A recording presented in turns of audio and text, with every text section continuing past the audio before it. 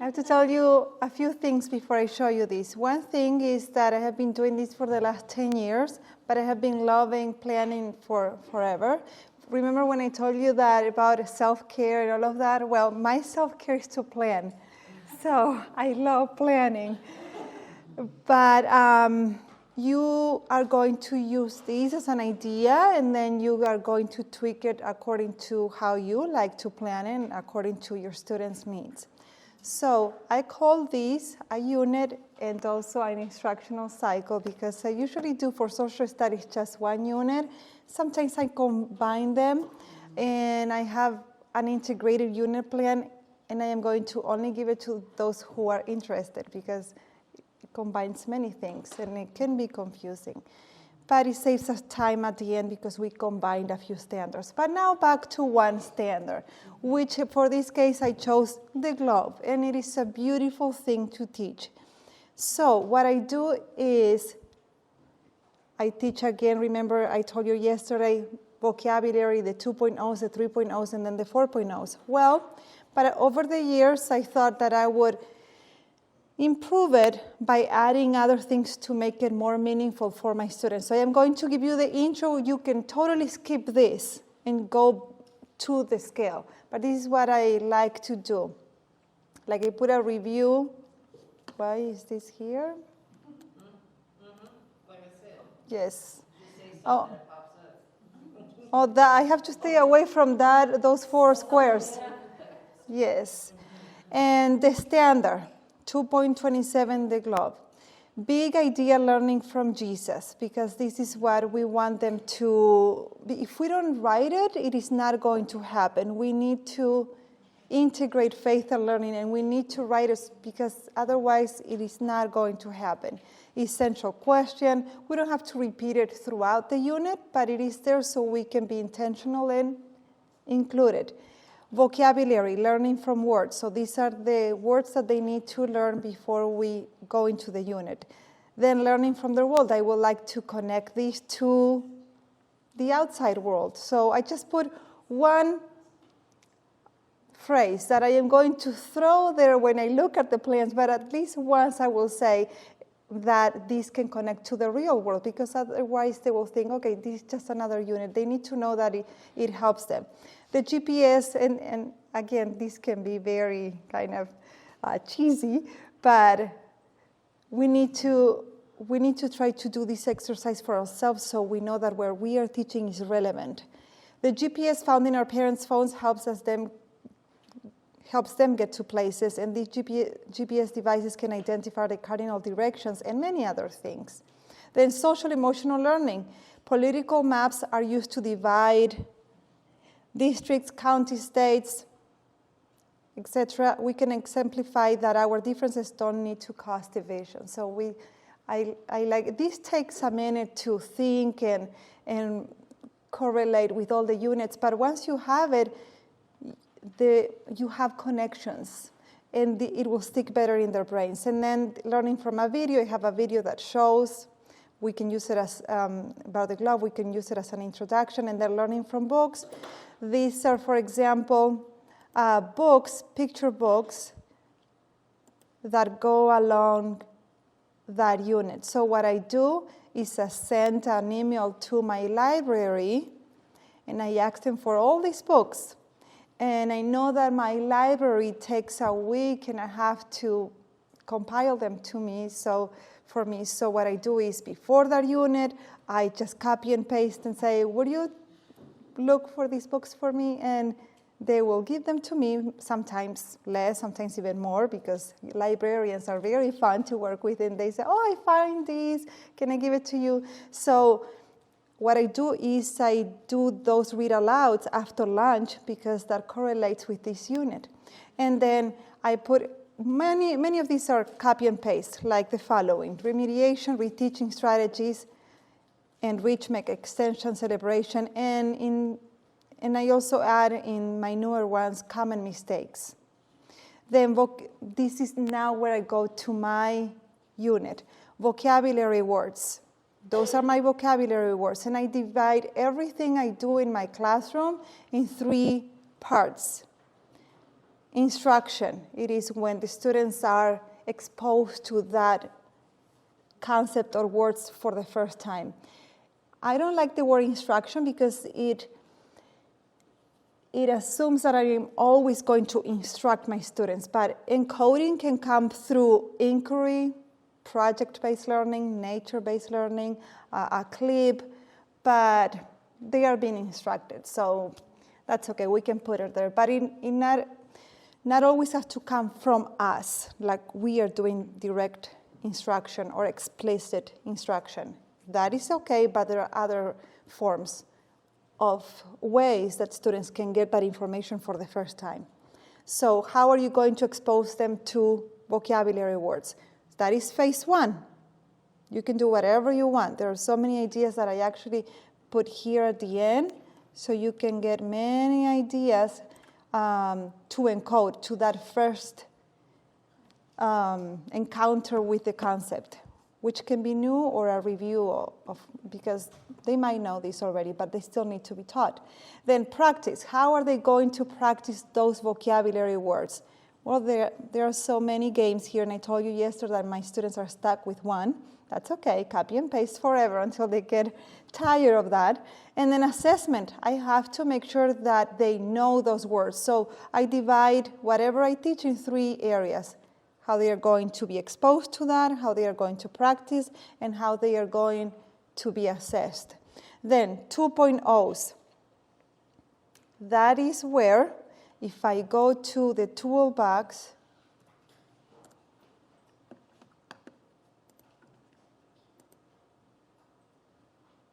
let's say 3rd grade, I don't know if I am going to be able to find these. Second. Oh, wow.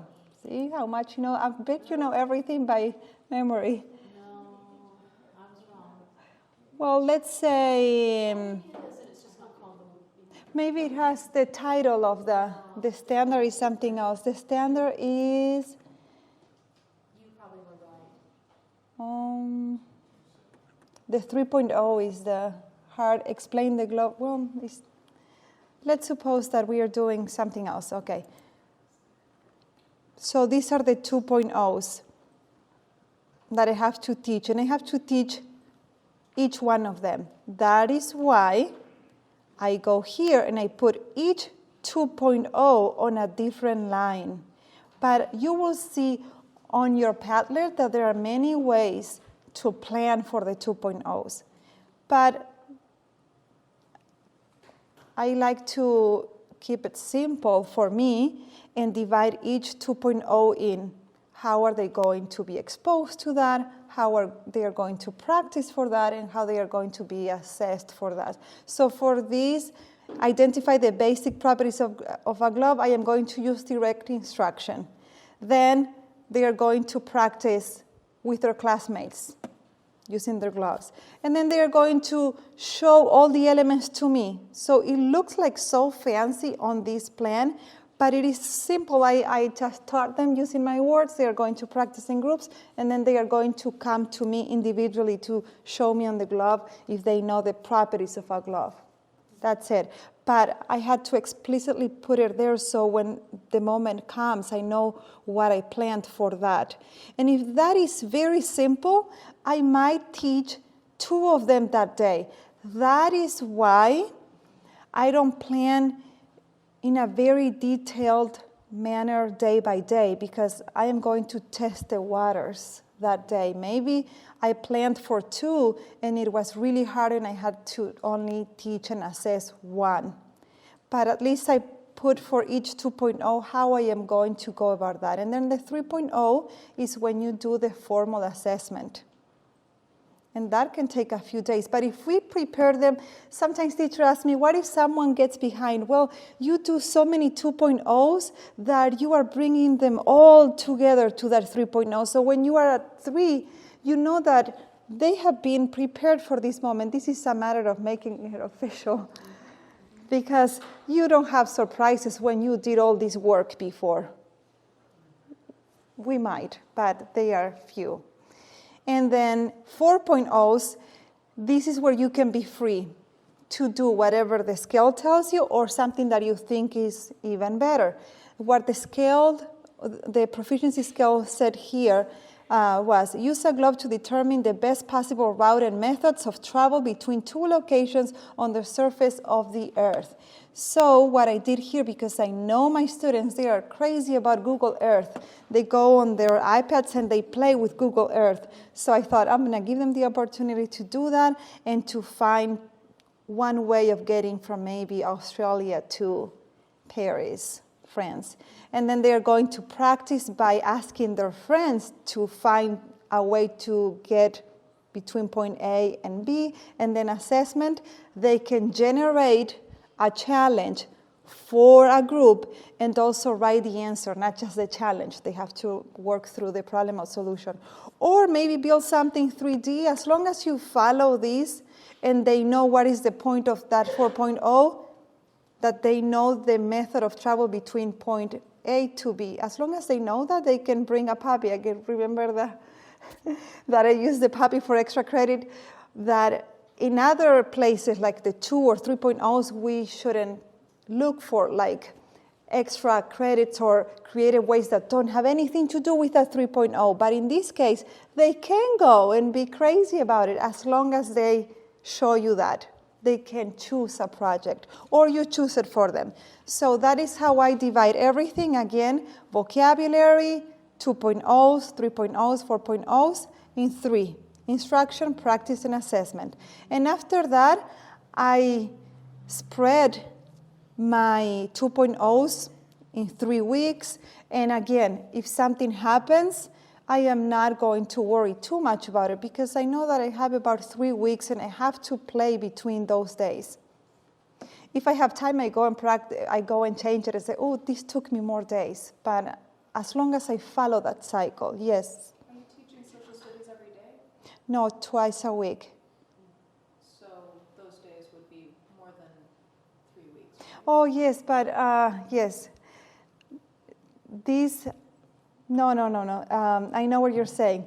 I put it here, but no, it is just 2 days a week. This doesn't match. This doesn't match. So days 1 and 2 is 1 week. Exactly. Right. Yes. And I followed this from my math, and I didn't change it. But it is 2 days a week. So that's about 6, 7 weeks. But these units, as you can see, it was all about the globe. It doesn't take long. So 6 classes. You may not actually take 13 days. No. I put like day and 2 is day 1 for me here. I should change it so it is clear. But for me, like I know day 1 and 2 is 1 day. But this is more like math. But I teach twice a week. And it takes me about 3 weeks to teach a 1 social studies standard. Then the reflection, and then I add this if I think that I am going to use it. And sometimes I do this, sometimes I don't. It is like the beginning of the unit, what they know, that chart. The goal, I let them write a goal, and then they see if they achieved it or not. And then the reflection with emojis. This is a bank of ideas for these 3 types of things, and these verbs help me, like Becky said, not just look for the activity, but to see if the activity actually matches that verb. That is important. And then I showed you this yesterday, and I do my vocabulary cards ahead of time so I can copy them, and they cut it, and then we sometimes collect them. So everything is ready for them. Okay, now it is your turn. I love it. You know what I love about your unit plan, the things I prefer there, I love how you have it so that when you go through the 2.0s or vocab, you've got the instruction, the practice, the assessment, because it just, I hate to use the word forces because that sounds negative, but it encourages. Thank you. You're welcome. Encourages me to ensure that I'm doing those 3 aspects. And it can happen in any way, but as long as it happens. Yeah, I like that. And I love that you add the reflection piece on so that you're constantly coming back to your unit and, adding. If it went great, I don't go back and reflect. I only reflect when it goes badly. We are like that. Yes, yes. Very well done, Shanina. Thank you. Are you going to share that on the Padlet with us? Yes, I put it there. Oh, thank you, thank you, thank you. Thank you, thank you. Okay. I want to show you just a couple of things, and then Shanina and I collaborated back there and determined that we would like to encourage you to spend about 30 minutes of your planning time on attempting some planning with SBL. But first I'll show you a few things, and then we'll do that, and then you'll have open planning time to kind of work on whatever after you do half an hour for us. We just like to, while you've got the time, you might as well dive into it just a little bit. Okay, and I got to go do this project thing. That's messed up. There we go. Okay. Let's go back to that unit that we were looking at, the distributive justice. So when we finished, we did our assessment piece that we could have the students role play predetermined scenarios, and other students could identify whether or not it was a distributive justice or what type of justice it was. We thought we could teach through where the doorbell rang. This is where I was like, I'm loving Shanina's because, you know, she had those three components really: the teaching, the instruction, the how she would teach that, or what practice the kids would do, which would be basically what resources does she need to get together for that, and then the assessment piece. But what I wanted to show you was how I can cheat and use my AI friend to help me with some of that. So, got too many things open, sorry. There we go. So I just went to my friend ChatGPT here and said, write a lesson to teach second graders about distributive justice. And I just pulled it from that first indicator that we had, or the first 2.0. Now, I won't use this just exactly as it is because I need to determine as the teacher, does it really fit the scale? But I thought, hey, they came up with some good ideas. You could use a picture book, the rainbow fish, or Bernstein Bears and the Trouble with Money, chart paper, cut out pictures of resources like apples and toys and books, get sticky notes, drawing paper are materials. I like how it tells you, you know, what materials. Here's the standards, which I didn't put those in. They pulled those from the internet. I could go and tell it, and I'll do another example with you where I say, write a lesson based on this standard and put it in there. Introduction, read the story. After reading, discuss the questions. Why did Rainbow Fish share his scales? How did sharing make the rainbow fish feel? What would happen if the rainbow fish didn't share? Defining distributive justice, giving examples of. Here's an interactive activity. Have the students work in small groups, give each a set of pictures and ask them to distribute the resources among themselves. Have each group explain how they decide to share the resources, discuss ways that might be fairer than others.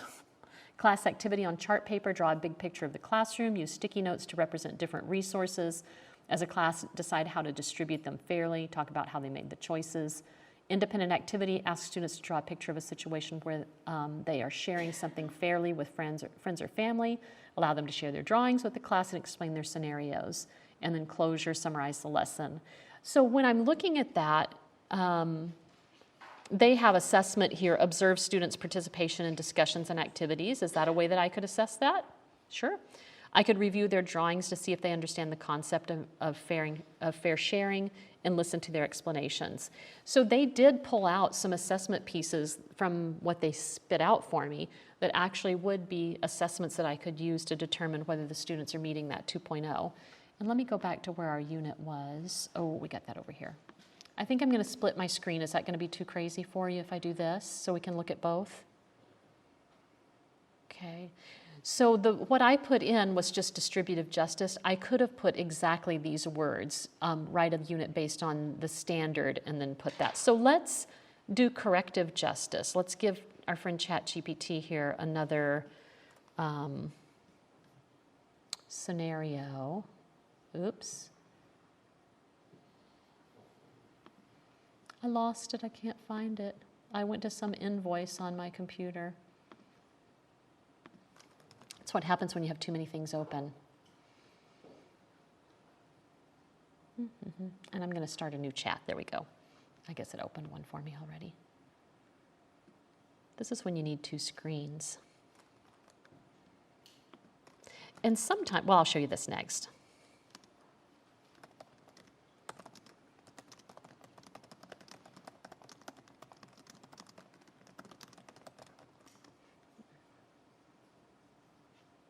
And then I'm just going to copy this and stick it in there and tell it to go. Sorry, I'm a little bit of a perfectionist. It probably could have dealt with that, but I couldn't. So the standard is identify examples of situations involving corrective justice, such as how to deal justly with a child who has stolen something from a classmate. So let's see what it comes up with. They only suggested Berenstain Bears this time. Oh, and the truth, which the other one was the money thing, the Berenstain Bears and the money. Those Berenstain Bears have good lessons to them, don't they? Yeah. Objectives, they'll be able to define corrective justice, which is one of our vocab words, and we want them to do that. Identify examples, which is something we wanted them to be able to do, and demonstrate understanding of how to deal with a situation where a child has stolen something. So they've picked up that, what was in parentheses there, and put that as an objective. So we've got chart paper, justice scenarios handout. We'll see if they give us that or if we've got to figure that out. Crayons and pencils, blank paper. Begin with a discussion, introduce the concept of justice. Corrective justice makes things right. When someone has done something wrong, read the Berenstain Bears and truth. After discussing, focus on the part where brother and sister have a bit to make things right after breaking mama's lamp and lying about it. Very age appropriate for second grade to learn a concept that's kind of big. Ask them to think about what that looks like in their own lives. Write the following questions on chart paper. What should happen when someone does something wrong? How can we make things right if we hurt someone? Why is it important to be honest and take responsibility? I'm sitting here thinking, oh, this would be a good social studies unit to start the year with, talk about classroom rules and getting along, and sometimes we have to make things right, and what does that look like? Instruct students to discuss their scenarios. Oh, sorry, my glasses. Each group will receive a different scenario where someone has done something wrong, taking a toy without asking, saying something mean to a friend. Then they discuss their scenarios, they share with a solution. Okay, ask them to draw a picture of a time they did something wrong and how they made it right. They can share their drawings. And then here's the assessment. Observe group discussions and participation during the justice scenarios. Activity, review students' drawings. Now, I don't want to write those justice scenarios. Let's see if it can provide the justice scenarios for students. Let's see if it comes up with it. Isn't that what it called them, in quotes? Yeah. Okay, thank you. Let's see if it's smart enough. Scenario 1, the missing toy. Tommy took Sarah's favorite toy from her desk without asking. Sarah's very upset when she can't find her toy. So I've got 3, 4, 5. Of course, you want to review those, make sure they're... Now, let's just be weird here and say, develop a written quiz for students on, thank you. I was like, what are we talking about? Let's just see what it comes up with.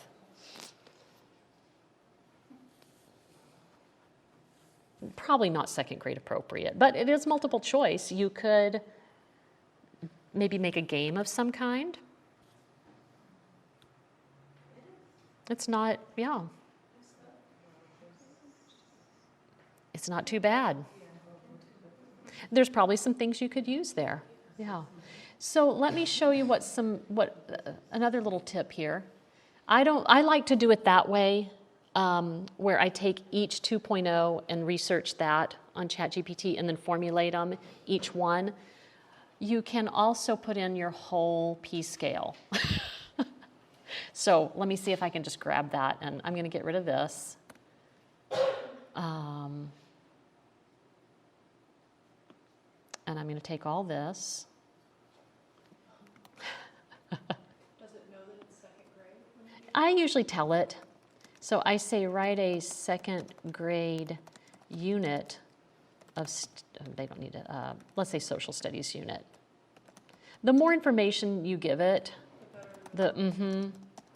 unit. If you give it the same query twice in a row, does it give you the same thing again? Not if you tell it you didn't like the other one.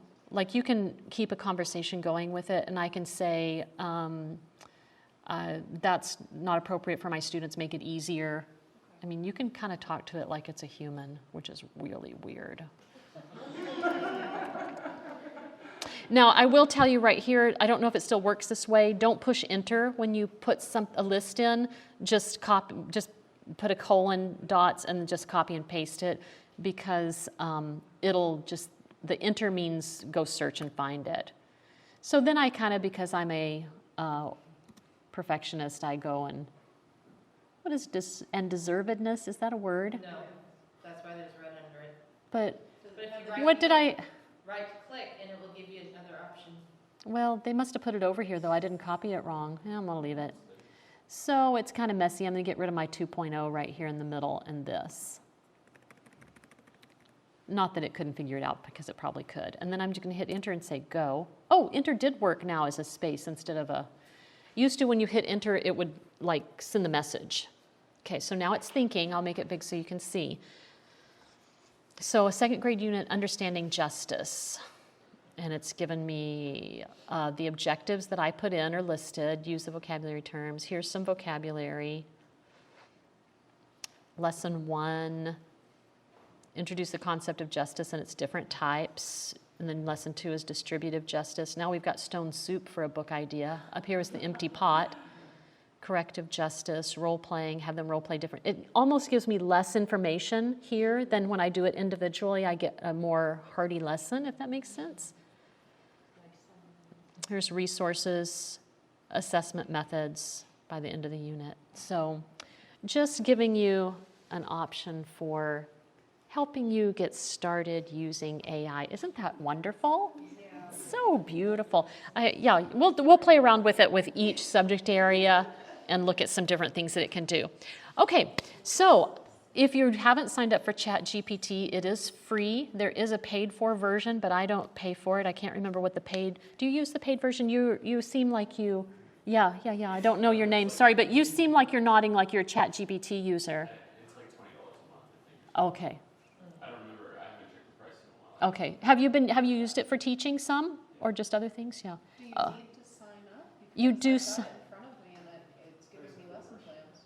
Oh, perfect. I had to sign up when it first came out, but that was a while ago. So maybe the free version now you don't have to sign up for. I will tell you as administration or parent, if you're having trouble, not just lesson planning, but writing a letter, just put in what you want it to say, or write your letter roughly and say, please rewrite the letter to sound more professional and kind to a parent who I'm feeling angry with. And it will change that and make it. Gmail, which one? Gmail, like if you Oh. write in your compose, you can Oh, write wow. and say, help me write this, and then it has tone and length and all kinds of Wow. tweak it. Cool. And then the other AI that I can't show you is Brisk, which is a Chrome extension. So if any of you, I can't download it because my IT won't let me. So, shucks.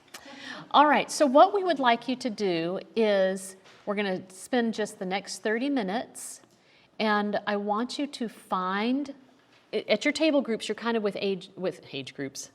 Sorry, you know what I mean, grade levels, grade bands.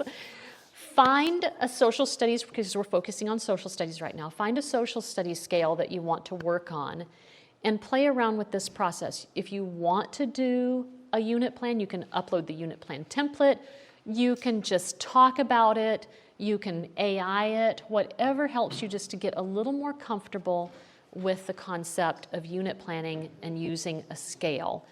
In 30 minutes, when our timer goes off, we're going to ask you just for your takeaways. What did that feel like? What were your ahas? What were your grrs? Like what did you not like? And what did you find useful? Was there something that you did? So 30 minutes, do you need some more direction, instruction, or questions, or do you feel like, yeah, I know enough to play around with this? Somebody at your table can get to the toolbox? No, I will help you. Nobody can get to the toolbox. Well, that's a little problem. You have access if you're using your dashboard sign on unless your conference has not added you to dashboard yet. But I turned all of your names list back, She turned she turned that on for you. Good. Okay. Shanina and I will come around and help you if you need help, and we can let you choose a scale off of our computer, and we can email it to you or put it on the Padlet also. So social studies, find a grade level and a scale you want to work on, and just start playing around with it, thinking about how would we assess that? What resources would we need? What's some practice, the way that Shanina set hers up? How would kids practice this activity? How would we assess it? How would we instruct it?